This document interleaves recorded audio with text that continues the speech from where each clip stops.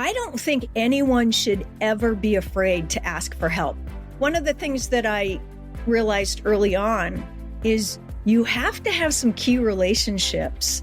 Nobody knows everything. The rules and the laws evolve continually, and it's okay to say, hey, I need you and I need your assistance. Hi, I'm Nick Warner. As a dad, a lucky husband, and as a business coach, I value people and relationships above all else. But next is winning, sustainability, and healthy culture. I've been a business owner for 25 years and served for decades as a special advisor to business and government leaders at all levels. Let's just say I've seen some stuff. My passion and my expertise are helping motivated professionals and businesses find the highest level confluence of what they want in life and business. This is what it feels like to be together at the top. Thank you to our sponsors, Scholl's Brick and Rogaski, Three Bridges Consulting, Kathy Olson at Ships and Trips, and Connect Strategies. Jill Torres, formerly Jill Serrano, is one of the best executives I've ever worked for and one of the best executives you've never heard of.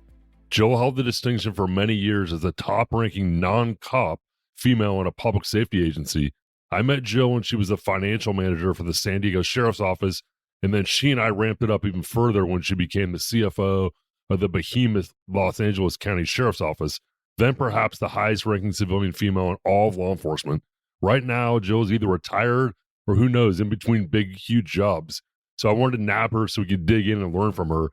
You know how I say I'm Nick Warner and let's just say I've seen some stuff? Well, Jill Torres has really seen some stuff. Jill, where are you today? And thanks for joining us on Together at the Top. Hey, Nick. I am just outside of Phoenix. I am retired. I haven't found anything that I want to jump back into. And so I'm happily enjoying some downtime. Some downtime. I've heard this before. What is the deal with you and these taps on the shoulders you keep getting from top elected and appointed officials to come run their offices? San Diego, LA, Alameda, these are nation counties, like bigger than most states. What's the deal with you, Torres? I think I've been lucky. I really have been lucky, but I think the deal is that I didn't burn any bridges wherever I was. I was in San Diego in the Sheriff's Department for a long time. Actually, I was in San Diego County for 28 and a half years before I left. And I was the last 12 years working in the Sheriff's Department. Sheriff's an elected official, went through a couple of elections cycles there, and those are tough. But I was actually fortunate, I think, when I was selected to go to LA, and I built relationships with people, not only in the Sheriff's Department, but in the county administrator's office with the county administrator herself. At that time, it was Sachi Hamai.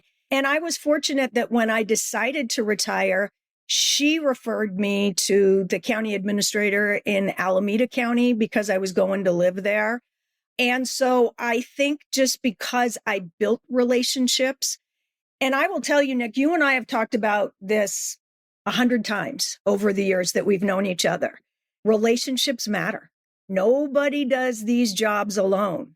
And in fact, the tap on my shoulder that you're referring to, going back to LA, the second time to LA Sheriff, that wasn't my relationship. That was my husband's, because I did not know Sheriff Robert Luna. I had never met him. So relationships matter and hard work matters. I think that those were the two things that have assisted me in getting those shoulder taps. Yeah. With your indulgence, let's go backward to go forward. So I mentioned civilian. It's not weird or anything when a sworn member of law enforcement goes into a sheriff's office, because that's what they intend to do. But you're not a cop. You've never been a cop. You've been a civilian employee. Why did you decide to go to a sheriff's office just to set a foundation as opposed to Intel, as an example, or any of the huge employers that are in San Diego? You know, that wasn't my intention. Well, it wasn't. My education is in criminal justice. My bachelor's degree is in criminal justice. So like, I wasn't going to IBM, right? And I don't have a financial degree. I'm not a CPA. I don't have a master's in finance. I've got criminal justice and public administration. But I always knew I wanted to work in that field. And right out of college, my intention was I was going to become a cop. And I got hired by a couple of federal agencies and then ended up turning that down. I was engaged at the time. I was young. I was engaged. My fiance, who ended up to be my first husband, the Serrano, ended up becoming a cop. And I got hired by the probation department. So I got hired actually as a probation officer for a very brief time and then moved over into the civilian ranks. And that's how I learned about budgeting and administration and things like that. But I happened to be married to someone as they were going through the police academy. And so I was able to absorb a lot of that information. So I understood law enforcement. I understood the criminal justice system. And I always knew that that's what I wanted to do. So I worked in the probation department in San Diego for 6 years. Then I went over to social services because my goal, I wanted to be the first female county administrator in San Diego County. That was my goal. Oh, wow. I didn't get there, but that was my goal. And the way I saw things as I got to know the county, law enforcement was about a third of the county. Budget was. But you had to understand social services and welfare. And so I went over to, then it was the Department of Social Services, and worked there for a couple of years. And that really helped me understand federal matching and a lot of the relationship with the federal government as it relates to social services. And that helped me throughout my career. And then I went back to the probation department and then to the county administrator's office, all before I ended up at the sheriff's department. I either didn't know that or forgot it. And one of the things that's been so interesting about doing this podcast series over 4 years, the crooked lines that you don't know, people pop up at these levels and you assume they had a straight line through line. You did not. I mean, there's some commonalities, but not a straight line. I'm also really interested in this whole, I need to learn more about my surroundings in 360 degrees in order to serve best, to be able to have better peripheral vision. And you going to get some of that? Yeah, I really think that sometimes people are wanting someone to show them the way rather than charting their own course, right? And I decided that there were certain things that I had to understand. Of course, I made this decision at a time when I really didn't understand, what was involved in being a county administrator, but I thought I did. And so I really was looking at the landscape, right? And what is going to best position me for that position moving forward. And so I think you have to decide what you want to learn and move around, particularly if you're in a city or county or even a large company. Move around to gain experience. And the other thing, I remember in San Diego at the time that I was coming up, there was the rule. You never leave on a lateral. You only leave on a promotion. And I left on a lateral. Don't fall into that. If you can learn something, make a move. I think it's important because you never know what you're going to learn. I say go backward to go forward. Sometimes you're talking about going lateral to go forward so you can see more. I think it's brilliant. And I really like, Jill, you mentioning some of these things will translate to private companies, some won't. But I think everything you said is true for private companies. You mentioned first female, and I really want to come back to that. I'm really intrigued by that notion. But you're mentioning something else, which is the risk of working for an elected official. You said it was hard. You mentioned that when I asked you to be on the call, and that was something you brought up. And I've been thinking about that in the same parallel of CEOs are essentially elected. They're not elected every 4 years or every 2 years, but they got a board of directors. They have shareholders, so they could get their heads chopped off at any given board of directors meeting too. But I'm particularly intrigued before we get to the first female, because I really want to learn from you. And I can't even imagine. I just want to hear your mindset and all these things you've done. But talk to us about the risk of working for an elected official, because you go as they go. And once you get to a certain level, like your whole career could be cut off from under you for no fault of your own, essentially. And mine was. And so what happened to me, as you know, I had been in San Diego at the sheriff's department for 12 years, and I was stuck. I was in the same position. My position did not change for 12 years. And there was one position above me, and that person was not leaving. Two things happened. First of all, I decided I didn't like how I was being treated. And so I was going to leave. There had been some changes in administration and things, and I wasn't valued the way I once had been. And I decided it was time for a change.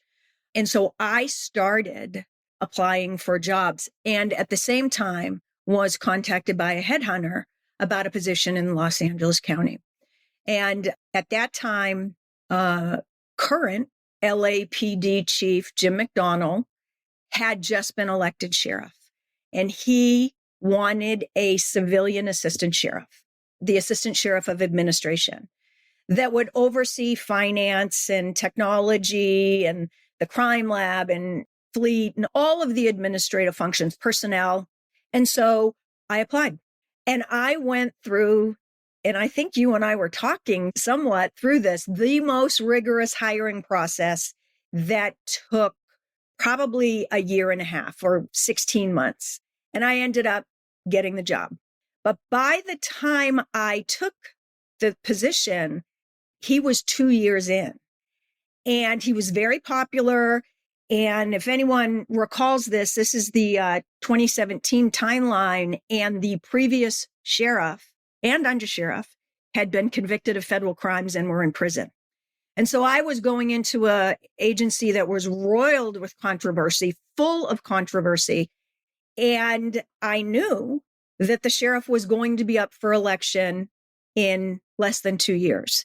And so I had to weigh, what was that going to do to my career? And nobody thought he was going to lose, and he lost. And I was jobless. And again, fortunately, I had made good relationships, and the county administrator took me to her office. And then I decided to retire shortly after that. But you never know when that's going to happen to you. So if you decide to go to work for an elected official, have a plan B, or certainly understand when the election cycle is. That was one of the first questions I asked Sheriff McDonnell during the interviews was, are you planning to run again? Because if he wasn't, that probably would have influenced my decision. So you never know what can happen. Yeah, give us a sense of scale in San Diego and LA. Just we mentioned corporations, like how big the budget, how many employees, just for scale, and then we'll move on from it. Yeah, so San Diego, when I left, was about 4,200 employees, a budget of about 850 million, roughly. LA, when I got there the first time, was about 20,000 employees and a budget of about 3.2 billion. And your CFO, it's no joke. Yeah, it's no joke. You know, one of the other big differences I will say between the two is the approach to law enforcement. I mean, San Diego was a well-funded agency, well-resourced, well-funded, top of the line technology, top of the line vehicles, top of the line equipment. Los Angeles was not that. So difficult on top of difficult. Let's stay on that theme. My observations are you had some serious headwinds blowing in your face. One civilian law enforcement executive at the highest level that literally exists probably in the nation, female in law enforcement, and single mom. Yeah. Maybe I'm wrong. Maybe those are wins at your back. They seem like wins at your face a little bit to me. I'd love to hear your comment. So I'll say by the time I got to LA, my son was grown. He works for an elected official and was working for an elected official. And he has a life in politics, which I don't think any mother other than maybe Rose Kennedy ever said, I hope my child goes into politics. Yeah. But, you know, I will definitely support him. He works for Mayor Todd Gloria down in San Diego. But through my career in San Diego, yeah, I was a single mom. I was trying to make a career for myself, but at the same time, I was raising a child, and that was my priority. And so there were some things I wasn't able to do because I was a single mother. And a lot of people never knew that because I didn't talk about it, because I didn't want it to be a crutch, right? So a lot of people never knew that I was a single mother. People that work closely with me did because I talked about my son all the time, but it was a struggle. I mean, it was a struggle leaving work to get to daycare on time and sitting in traffic. And when I first started working for the county, I got divorced for the first time at 28. My son was 15 months old, and I decided to go back to school and finish my master's degree. So I was working. There was no online learning then. I was working. I was a single parent, so I would rush home. Whoever was babysitting him that night, get that set up, and then I would have to drive back to San Diego State and sit in class from 7 to 10 at night. That was a tough juggle. Luckily, I did that while I was fairly young. Yeah, there's no substitute for hard work for sure. We appreciate your time. If you like what you've heard so far, do me a favor and leave a 5-star review and share with your friends. We'll be right back. The law firm of Scholes, Brick & Rogaski is a go-to partner for me. I work the most with partner Michael Rogaski. I go to them for business contracts, strategic legal counsel to maneuver through or around complex business situations, HR and employee issues, startup needs, intellectual property protections, collection matters, and recently the purchase or sale of a business. I really like the fact they tell me if they're not the best fit and they give me a warm referral if I need it. Also, unlike so many attorneys, they're totally level-headed and calm. I've experienced it like their slogan says, small firm service, large firm result. Contact Michael Rogaski at sbrlawsd.com.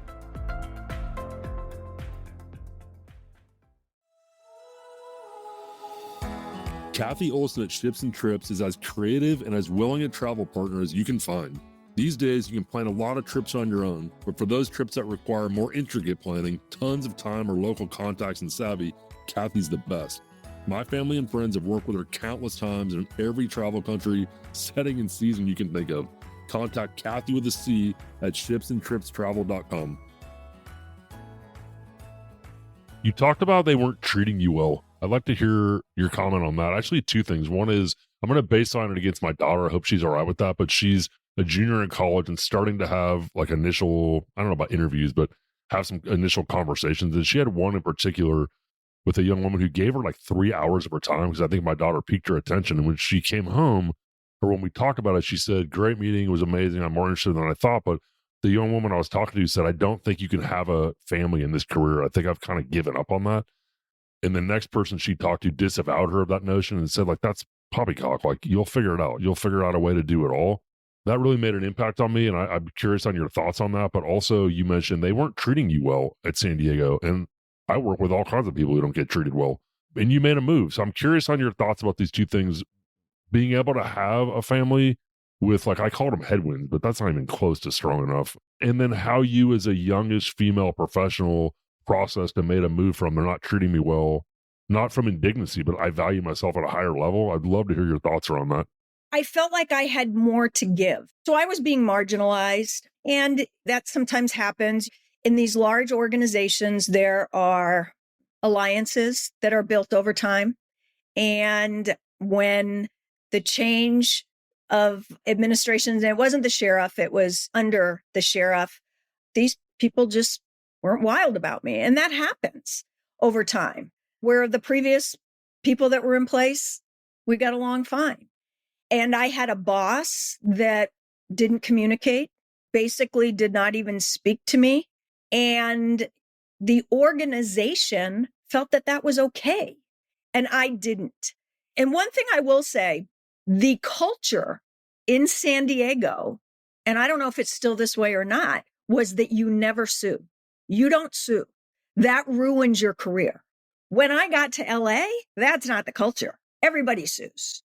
So rightfully, could I have? Maybe. But I just thought, I'm going to go somewhere else. I'm going to learn something else. It's time for me to see. Because above anything else, Nick, it was also a test of my skills and abilities. Can I be successful somewhere else? I think I have it. I'm being told I don't, but I think I know what I'm doing. And so sometimes what happens when you're in these situations where you're not being valued, you're not being treated well, you start to question yourself. Do I really know what I'm talking about? And so I started going through the application process and interview process in other counties. And I was invited back for second interview. So I thought, I guess I actually know what I'm talking about. And then when I get selected to go to LA, which, I mean, let's face it, in county government, LA is the big show, right? It doesn't get any bigger. I mean, it's huge. It's not always good, but it's huge. It's huge. And I thought, well, let's see if I really know what I'm doing. Well, come to find out, I did know what I'm doing. But back to your question about being a female coming in at that level from a smaller county, LA does see everybody else as minuscule to them. And rightly so, to a degree. But I was the only female executive on Jim's team. And I was treated very, very well by everybody on the executive team. We got along great. He put together a fantastic team. But what I will say is there were some people there that thought that I was just going to do what I was told, that I was just there to push things along and do what I was told. And I remember one interaction, chief level, so chief is under assistant sheriff in Los Angeles County, said to me, they wanted to do whatever they wanted to do. And I said, no, we're not going to do that. Well, we'll go to the sheriff. Okay, I'll go with you. Let's go. And so it really was, I think, a little bit of a test to, is she going to back down or is she not going to back down? So there was some of that. You saw a lot. I saw a lot. You saw a lot. This is a little bit self-serving, and I'm sheepish to bring it up. And if people listen to my podcast know, I don't usually talk about myself or ask others to talk about me. But you and I have kind of a unique relationship in that you found me as a coach, like as a partner for sure. But we had some really thick discussions about your career, and I worked for you, and you called me and invested in me. And it wasn't once or twice. We had a lot of conversations over a lot of years about your career. I hope this isn't self-serving. If it's horrible, we'll cut it out. But like, why me? Those were early vestiges for me of like, I think I got something else going here. I think I might be good at something else. And you calling me at your level, I always looked up to you. We were always in the heat of the battle. I always worked for you. I worked with you, but I worked for you. And you confided in me in some nice level. So it could have been somebody else, but what did you see in me that had you call me as an advisor? And forgive me if it's self-serving. I don't see it as self-serving at all. I mean, first of all, you and I had developed a relationship over a number of years, and I never saw you as working for me. I saw you as a colleague, and I always looked up to you, but you had the bird's eye view statewide. You dealt with everybody, every department. You knew the intricacies of the North versus the South, the rural versus the large, the big versus the small. And there's a lot of that in sheriff's land, right? I mean, we've talked about that 100 times. You had dealt with such a variety of people, elected and non-elected, over the course of your career. I always thought that you were a great sounding board because of what you'd seen. And I knew you'd tell me the truth. Yeah, the reason I bring it up, I mean, I do appreciate what you said, and it means a lot to me. But this notion of asking for help at your level and asking for insight, I found that so interesting because I'm like, it's Jill freaking Serrano, now Jill Torres. Like, and I knew I could help you see into things, but I found it interesting that you didn't just call me once. We talked a lot of times, and I'm sure I wasn't the only one, but the axiom is she asked for help. She wanted insight from other people to help her form her own view. You didn't need that, but you sought that out, and it always stuck with me, both because it gave me confidence at that level, because I was eyeballing coaching. It was something I always loved and I was always good at. And for you to seek my counsel, but more importantly than that was she was asking for help. She's asking for input at her high level. I don't think anyone should ever be afraid to ask for help. And so let's go back to relationships. One of the things that I realized early on is you have to have some key relationships in, let's say, a city or a county in certain departments. So let me give you an example. Purchasing was never my thing. I was never particularly good at it, but I had a relationship. I always had a relationship with someone over in the purchasing department because I'd say, hey, this is what I need to do. What's the best way to accomplish it? The other key place to have a relationship in is finance. If you're a deputy sheriff or a sergeant or a lieutenant, you need to know somebody in your financial area because You can't do what you want to do without them assisting you. So establish a relationship. When I went into LA, the first meeting I had outside of people in the department was with the auditor. I said, I want to meet with the auditor. And I said to him, tell me what needs improvement in this department from your perspective. You control all the money. Tell me what are the things that this organization does that drive you crazy, and tell me how we can work together to fix those. Nobody knows everything, and the rules and the laws and the ordinances evolve continually. And it's okay to say, hey, I need you and I need your assistance, I think, because otherwise I think you run the risk of getting caught out there. And the other thing, Nick, you knew the history. You knew the history in a lot of things. And I recall over the years, you and I talking about whether it was booking fees, or I think the court transition is one of the ones that seemed to go on for a lifetime. And we would talk about, well, remember, it started with this. Or I would call you and say, hey, I don't know the history on this. Can you fill me in? And you could, on whatever the legislation was. That's where you and I became friends. I was the advisor, just to go backward for those who don't know, I was the head lobbyist for the California sheriffs for 25 years for all 58 agencies. When I caught you, you were a high level, but you were always asking questions. Then you got the higher level you got, the more questions you asked. And it really, there's probably a reason you and I are so close 20 years later. It really caught my attention. You were driven and sharp, and I better know what I'm doing, and my team better know what they're doing, or you're going to eat us up. But very humble in your approach in terms of, I don't just mean nice. You've always been nice, sometimes on fire nice, but nice enough. But the humility, and I cannot say this strongly enough to emerging leaders, it's not weakness. Ask for help. Ask smart questions. You don't show up and say, I don't know what I'm doing. I have no clue. Can you help me? That's not what you're doing. You're not giving the rope back that way, but you're touching up your network. You're touching up your smart questions. You're getting input. I do it all the time. Even sometimes when I think I know, I want additional flavor. I thought you were really good at that. And I always knew you weren't just talking to me. By the time you would act on something, you had a lot of flavor and a lot of fact that I think others didn't have because you phoned a friend. And I think one of the things to remember, particularly for people that work in government's reactionary. Always.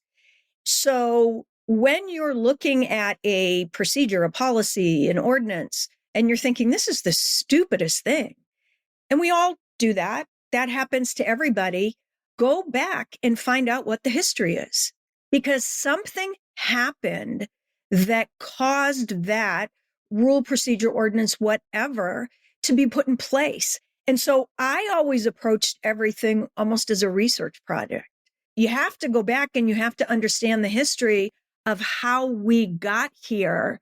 And that will assist you in determining how you should move forward as well. Yeah. I had a really interesting conversation with you. I want to say it was 2 years ago, roughly, where I was working with a big public agencies, and I was asking you from a CFO or a finance manager standpoint, what do you need to see? What do these people need to be? Because I was underexperienced in this particular role. And you said like the most interesting things to me, and I think it translates, and I've used it other places, private sector, advisory boards, where you basically said, in order to serve your people, you got to know everybody. You need to have a guy and a gal everywhere as a CFO, or probably as a top executive. So when my team, captains, assistant sheriffs, which could easily be vice presidents if you're in the private sector, I think you could run just about any private sector company, frankly. You got to be out front of them. It's a form of servant leadership. You didn't say those words, but it made a big impact on me. When they say we need something, you better have a guy and a gal and a governance and a place to go. And you took that on your own. And I've been trying to get that into the DNA, into the water of some of the organizations I work with. You're not one of the guys or one of the gals here. Like if you're the chief finance officer or you're the head of finance, you better have mobility to go get your people what they need. And you took that on yourself. That made a huge impression. Not the sheriff who could be the CEO, not the under who'd be the vice president of the company. Me as the CFO, like I need to have access to these people on my own to deliver for my people. That really sharpened me up. Yeah. When you're in the head of finance, the head of administration, let's take a sheriff's department, law enforcement agency. It could be police. It could be a district attorney's office, city attorney's office. When you oversee administration, that's the backbone, but you're a support organization. The function of a sheriff's department is not to purchase computers. It is to run the jails, to secure the courts, and the patrol functions in the unincorporated areas and the contract cities. Your job is to support those areas. And so when someone needs something, it's up to generally your people to assist them in that. But when they hit loggerheads, it's up to you to break those loggerheads for them. That's your role. And I think some people forget that. Sometimes you see this kind of clash between operations and administration.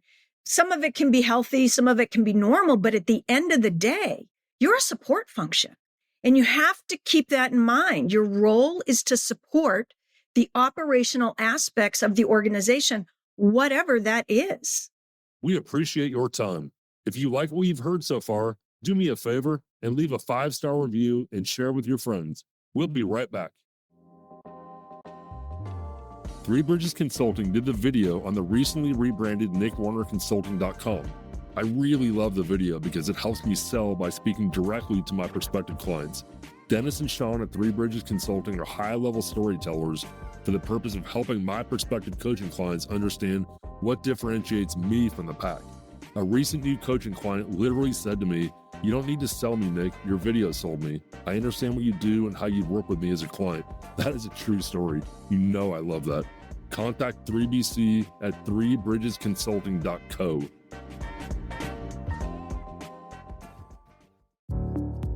Ken and his team at Connect Strategies head up my post-rebrand digital marketing campaign.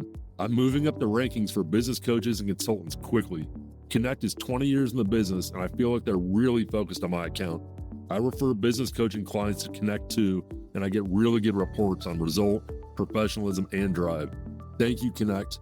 Contact Ken at KNECHT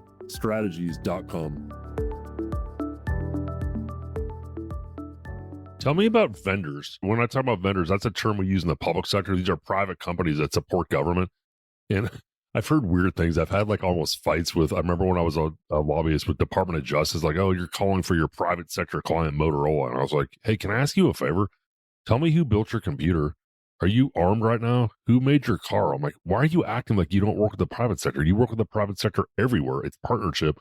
I'd like to hear about your experience with vendors. I work with plenty of private sector companies and people that they're great. Their life's mission is to serve public safety, and they view themselves as partners. But what have you seen works? What have you seen doesn't work? What are you looking for in a private sector partner as a top of a law enforcement agency? And what won't work for you? And I don't just mean product-wise. I mean people-wise. I'll start with what won't work for me. And it may work for some people, and it probably worked better with me early in my career. But by the end of it, I had heard it so many times I didn't want to hear it anymore. Oh, I'm hoping I didn't do this so badly. Whatever it is, I hope I didn't do it. Don't threaten me with a timeline. A lot of vendors will say, "Hey, here's our price, but if you don't act by X date, it's going to go up." Don't do that. Don't do that. Especially to a large organization, because let's be fair. These vendors, once they secure your business, they're going to tout that they have your business. And that was especially true in Los Angeles. Nationwide, for any vendor to be able to say, Los Angeles County Sheriff's Department, the largest sheriff's department in this nation, is our client, and we're doing well with them, that serves them very, very well. And don't think that we don't know that. So don't threaten me with timelines. The flip side of that, understand we can't do anything quickly. Government just does not move that fast. And sole source purchasing, going directly to a vendor rather than doing a request for a proposal or an open bid, is viewed differently in every county. When I was working for Alameda does not like sole sources at all. They shy away from them. LA, it's very difficult to do a sole source. San Diego, it was a lot easier. So different jurisdictions have different tolerances for sole source procurements, short timelines, but in larger agencies, things take a while, and they take a long while. And so for me, a vendor that's coming to me saying, and I had one in particular, I won't name them, that I always thought was a good partner. I dealt with them in 2 jurisdictions. They said, you know what, you're a big client of ours. And there are services that we can offer you for free because you're a big client that you're not taking advantage of. I want to hear that, right? Sign me up for that. Money is not easy to come by. So let me explain what I mean by that. And this is internal and external. When people hear that the Los Angeles County Sheriff's Department budget is $4.3 billion, Game on. right, game on, Yeah. right? We can buy this, no, 90% of that is salaries. And most of that is all spoken for. So the discretionary funding that's available is very, very small. And there's a lot of pull on it. And there's a ton of pull on it. And if you think that roofs don't leak, flooding doesn't happen, pipes don't clog in public agencies, you're wrong. And we don't have contingency funding, and we don't have a profit, and just loads of discretionary money. So thinking that there's a lot of available resources because of the size of the budget, whatever size that is incorrect thinking on behalf of a vendor. Would you spot consultative sales versus transactional sales? And how did you feel about that? Like, buy my widget, as opposed to somebody that's actually asking questions, trying to understand your agency, is taking more of a consultative approach. Would that be something that would catch your attention, good or bad? Yeah. I mean, we're inundated with people that want us to buy their stuff. Inundated. And we have training protocols and existing technology or equipment. We have to kind of study how this particular piece of equipment fits with everything else. And the other thing is you don't take a piece of equipment, particularly in a law enforcement agency, and just throw it in the field. You've got to train people on it. And when you've got 10,000 deputies or 3,000 deputies or even 1,000 deputies or police officers, that takes some time. So it's not just the cost of purchasing X, whatever X is. You have to look at the total costs. And then you have to pull people out of patrol or work or things to go to training. And it does become a much bigger project than just the purchase. You meet a lot of these people at conferences. I've always been fascinated by conference behavior, good and bad. And then you're a woman, a cool woman, super social, powerful. It's not just about you, but like, any observations around conference behavior, good and bad, and like how that affects how you see somebody when they call on you afterward, or do's and don'ts for those at conferences? One thing that I would say for people that go to conferences or training outside the area. Again, public or private too, right? Public or private. Yeah, I would think they apply both ways. Yeah, it doesn't matter. Don't think your behavior is not going to follow you back to the workplace. Totally. 100%. If you go out and get drunk and don't show up or leave with someone, don't think that that's not going to follow you, because it is. And I've seen it over the years, and you never shake that. You don't want to be known as the person at the conference that got bombed, person at the conference that passed out. I would say for vendors, it's the same. Like, who wants to do business with the guy that was sloppy that night? In the elevator, it's like, you're being a moron. Do you know who's in this elevator with us? And you're going to go see them tomorrow? No, but they're cool. They're my people. I'm like, you're embarrassing yourself, especially if you're younger. You're embarrassing yourself. You think it's cool. It's not cool. Have a plan. It doesn't matter if there's no one else there from your agency. Doesn't matter. People know people, and they talk. I was at a 3-week training course 20 years ago in Boston, and there were some things that happened at that course with people, and people still talk about it. Yeah. Don't do it. Don't do it. I've seen a lot of it too. I've been around for a lot of it. I've seen even the positions you've been in. I'm like, she's not going to see that from you, but she's not going to forget it either. It's really got my attention. And I really believe in this thing of your sum total of the top people you spend time with. Like, I'm not going to hang out with you if you're going to act like that. There's a stench on me, and it follows you to work, but it also follows me. The other thing is, you're talking about drunk. I don't want to be around Big Tom Johnny and Big Tom Jane that have it all figured out. And if you just go with their company, like, all your problems go away. Right. That doesn't work. And the other thing is, if you work for an elected official, always understand that no matter where you are, you're never off duty. You represent that person wherever you go. So you have to understand that your behavior is a reflection, whether you like it or not, is a reflection of that elected official. Don't have that elected official get the phone call saying, you want to know what your head of administrative services did at this conference? It's just not good. It's not a good look. It's not a good look. What's your guidance to people? Because I give guidance in this area in terms of when you're at a conference or you're at a reception. What would be your guidance to people that work for you or with you? Keep your wits about you. And I'm not saying don't have any fun. I'm not saying don't go have a couple of cocktails. You can't tell Jill and Nuck to have fun. We have plenty of fun. We've had plenty of fun together. I think everybody has maybe made mistakes in this area, but if you have, don't do it again. Yeah, that's well said. I have, and I think I did not because I have. And it was unbecoming, including my staff. Like I didn't make it a fool of myself, but I missed the meeting the next day. No bueno, like not good. And like at 40 something years old, and I'm the one giving the guidance. Like thankfully I kept it behind the curtain, but come on, man, like not a good look at all. How about 2 to 3 drinks max is my guidance? And I want your head on the pillow by the latest 10:20. I don't want you in the bar past 10 o'clock. You know what? I had a professor years and years ago, a criminal justice professor, that said, if you always only have 2 drinks, whenever you're questioned how many drinks you have, your answer is 2. So always keep it to 2, because then there's never any doubt. You can say, I always only have 2 drinks. Now, have I done that? No, but I think that that's good. And frankly, that's why I tell my son, keep it to 2 drinks. People notice not just the behavior, whether they mean to count or not. When you're in a position of authority and you're in a position of like being an advisor, let's just say a trusted position, forget about authority, whether they should or they shouldn't, they notice the drinking, and it's just not a great look for the meeting the next day. And I'm not a teetotaler, not even close. Same. The other thing I will say is now, luckily, I didn't have this. We didn't have this, earlier in our career. You have no idea who's filming you. No idea who's filming you or taking your picture, and no idea where that's going to end up. Don't put yourself in that position.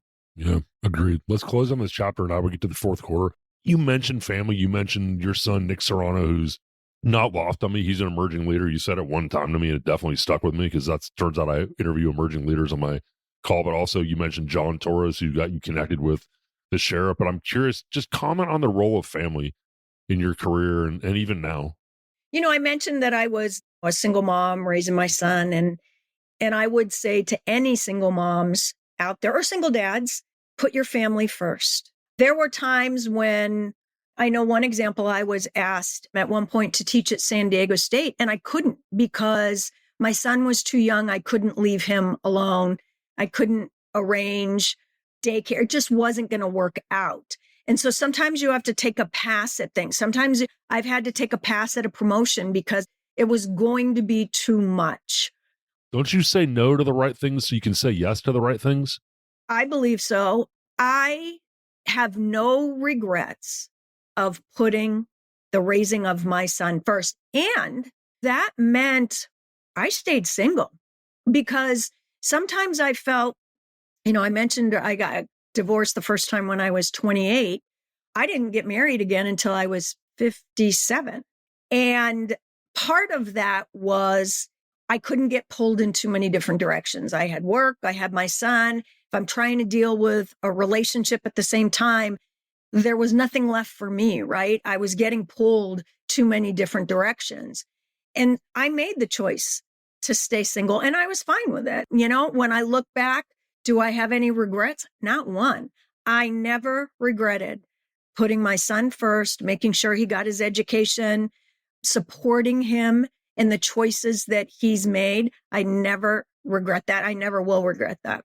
And then you got back to your rightful place in your career and met this amazing person who I haven't met, but he's the person I like the most that I've never actually met. Because how he treats you and just seems like that perfect person, perfect time. Yeah. Yeah. I met him the first time I was in LA, but when I first met him, he worked for the oversight agency for the department.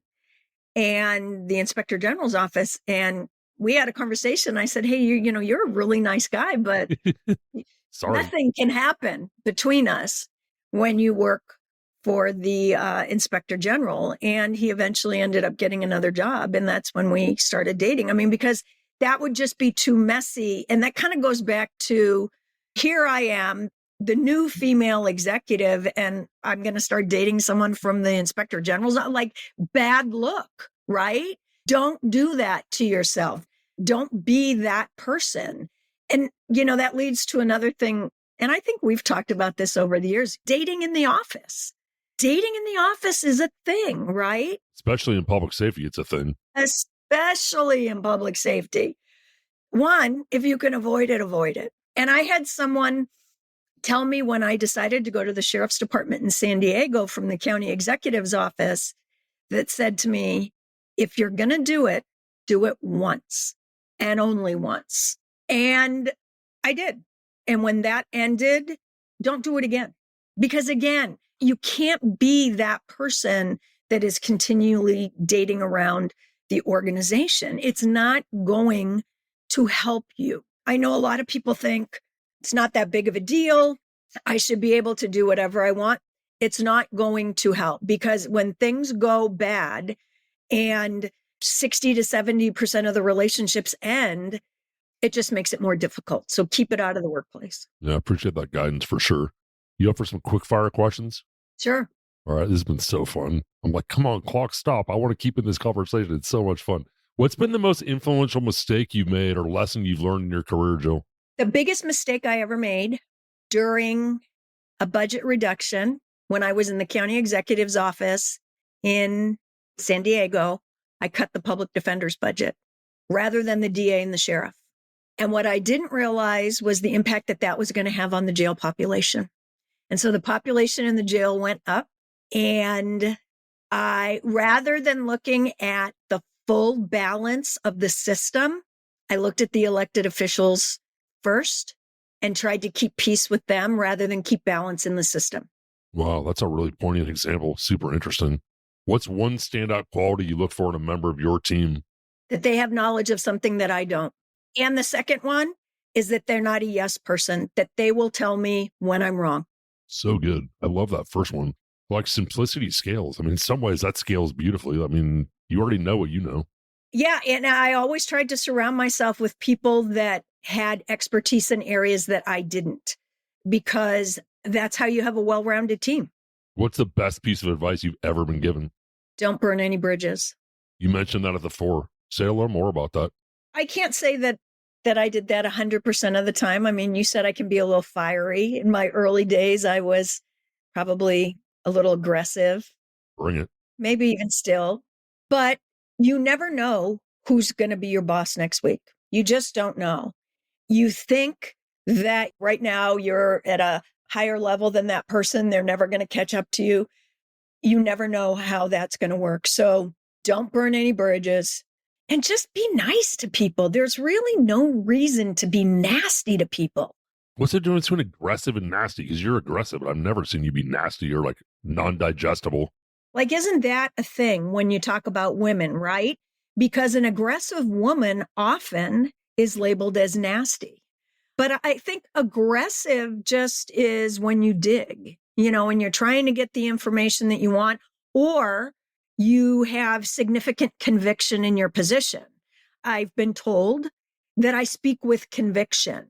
When I say something, I say it as fact.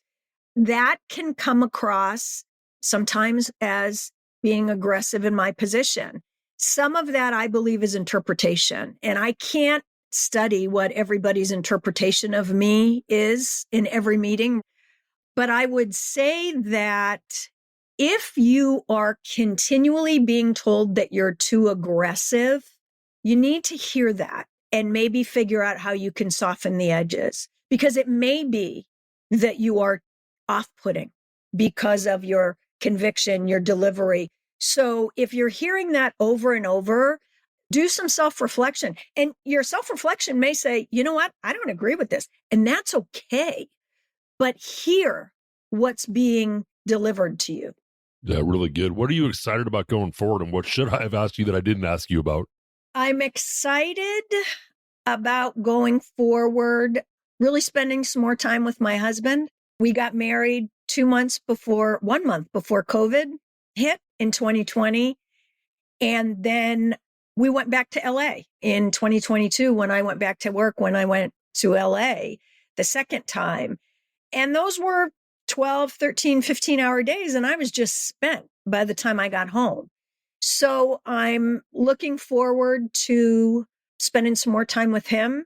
I'm also looking forward to, I have, and I shared this with you, Nick, I have an aging mother that I'm going to be taking a little more care of and moving her here to Arizona. And so I'm looking forward to spending more time with her. And the last thing that I'm looking forward to is really watching my son's future and where he goes. We covered that he's the deputy chief of staff to Mayor Todd Gloria down in San Diego. He's also the youngest and first Latino LGBTQ chairperson of the San Diego Water Authority. And so water being what it is in the Southwest and nationwide, Gold. I'm really excited to see what his future holds. That's great. I appreciate that. The opportunity to learn from you and to partner with you. And you called me a colleague, which is really an honor for me to hear that from you because I look up to you. You just did a fantastic job on this interview. Thank you so much, Jill. And thank you also to our outstanding team at Podigy Podcast and to our producer, Riley Byrne in particular. Thanks, everybody. We'll see you next month on Together at the Top. Thank you so much for your time. Together at the Top thrives off listeners like you. To stay connected, follow our socials in the show notes and leave a review on Apple Podcasts. We will be releasing our show on the last Tuesday of every month. See you next time. At Nick Warner Consulting, we exist to coach and consult motivated professionals. I meet with you on Zoom in focused 90-minute sessions, working toward your goals and developing next-level business skill sets. My job is to add value to your organization and your career. To learn more, visit www.nickwarnerconsulting.com or call me directly at 916-765-3576.